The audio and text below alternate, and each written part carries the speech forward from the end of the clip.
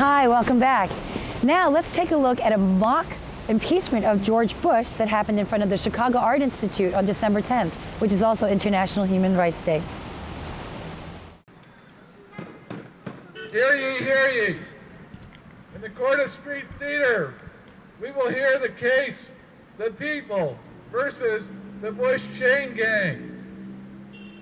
George W. Bush, Richard Cheney, and Donald Rumsfeld, you are charged with crimes against humanity and impeachable offenses, specifically launching an illegal and immoral war in Iraq, openly torturing people, justifying and now legalizing this torture in violation of international law and the Geneva Conventions.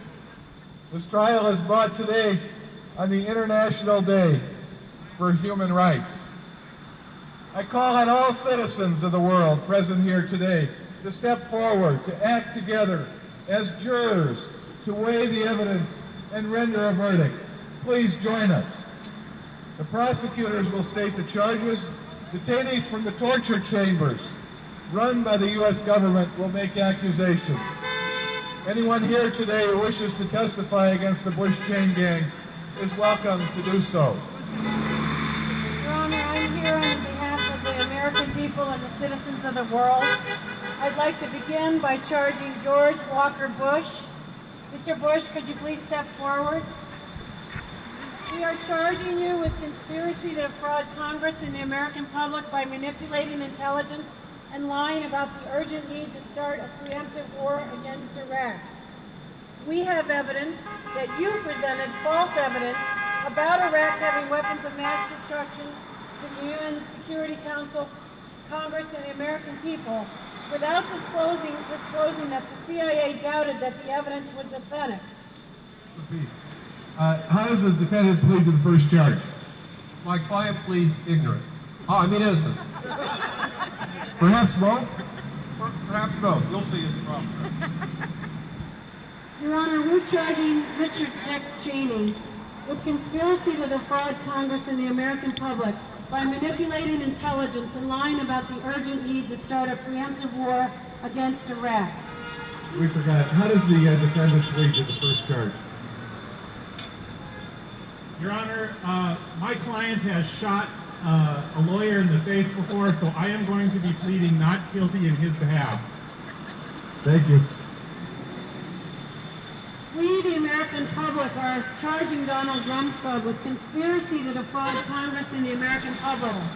This former Secretary of Defense personally issued orders and authorized illegal interrogation techniques which caused torture. He also failed to take the required actions to stop abuse in the face of overwhelming evidence that he had received this information. There were beatings, threatening prisoners with dogs, electrical shocks, freezing temperatures, stress positions, sleep deprivation, mock executions, sexual humiliation, and as I've stated before, waterboarding. To render a verdict against President Bush, Vice President Cheney, and former Secretary of Defense Donald Rumsfeld. And we'd like to know what the American people think should be the sentence and the charge after you've heard these charges of torture, of lying, of illegally using their office to promote this war. So, Your Honor, I'd like to call on this jury and ask what their verdict would be. So the people of Chicago, the people of the United States, and the people of the world are on record finding George W. Bush, Richard Cheney, and Donald Rumsfeld of crimes against humanity. Thank you. Yay! Go to Cuba. Got a nice little Guantanamo Bay resort. You'll love it. I'm Andy Thayer, and you're watching Chicago Independent Television. I see the soul of a nation, must be true 'cause I've seen it on TV. Got some more trash. Bathroom? Yeah. What the hell? Was that our neighbor? Yeah, that's Steve. He's bringing trash over. He pays Andy. Our neighbors pay Andy to throw their trash in our bathroom? Yeah. Andy, you let our neighbors pay you to dump their trash in our bathroom? Shut up!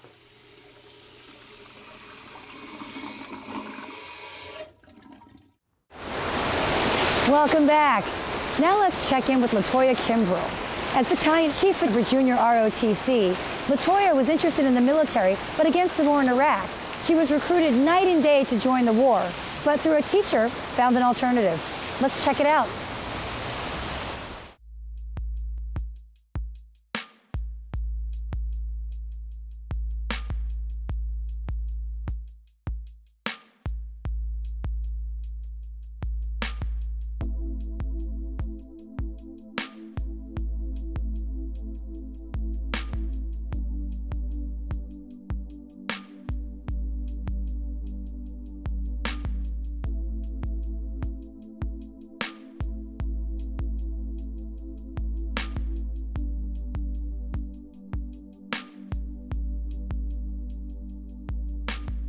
My name is Barry Romo, and I'm a national coordinator of Vietnam Veterans Against the War. And we're standing in front of the city memorial to the Chicagoans who died in Vietnam.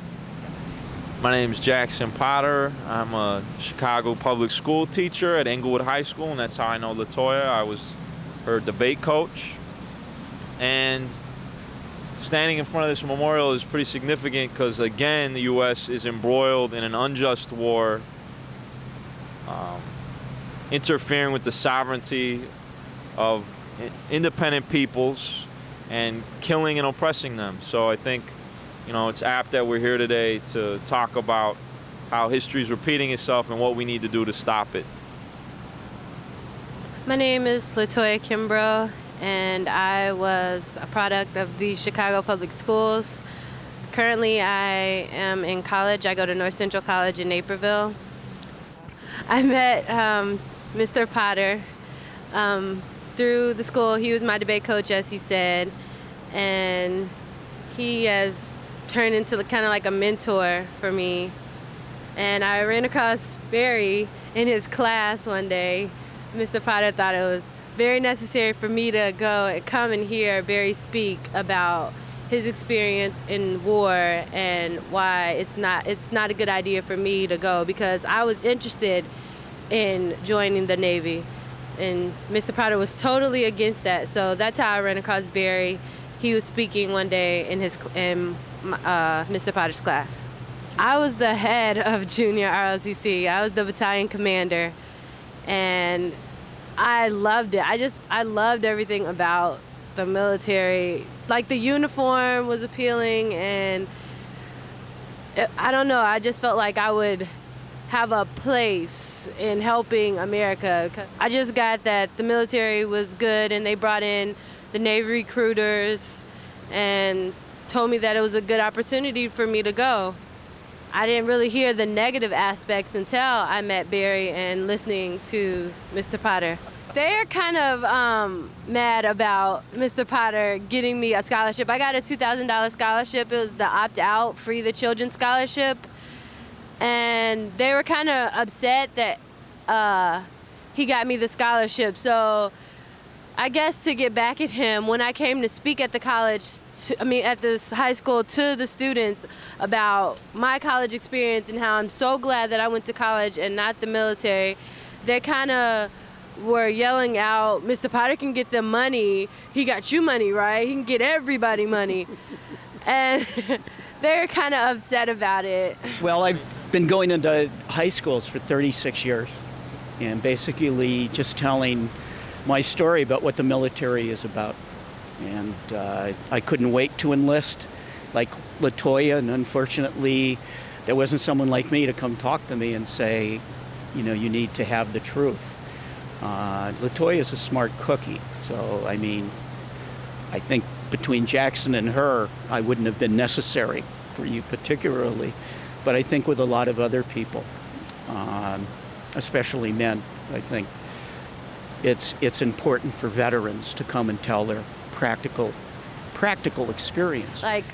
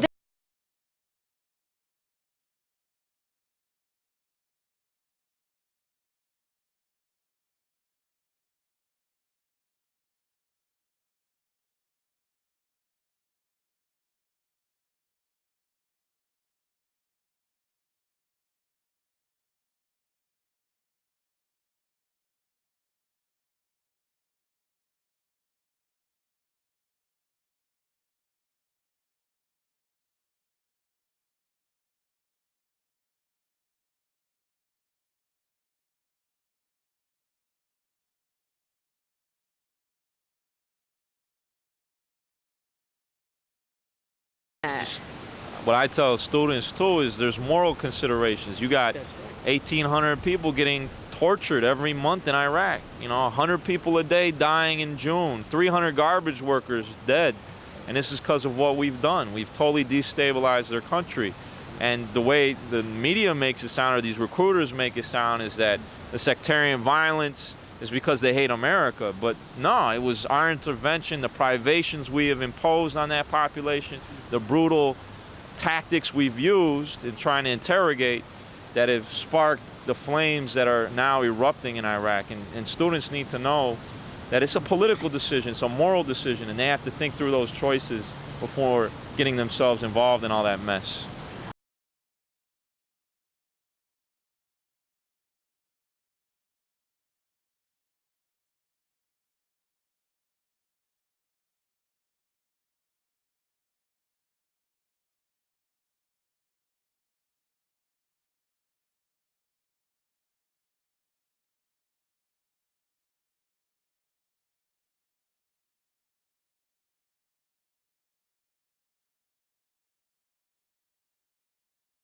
Doing. I feel that people like Mr. Potter and Barry have given me the opportunity, so it's only right that I give other students the opportunity and tell them and come back and share my experience, because there's more coming after me, and I wouldn't even feel right taking all and getting all my blessings without giving some.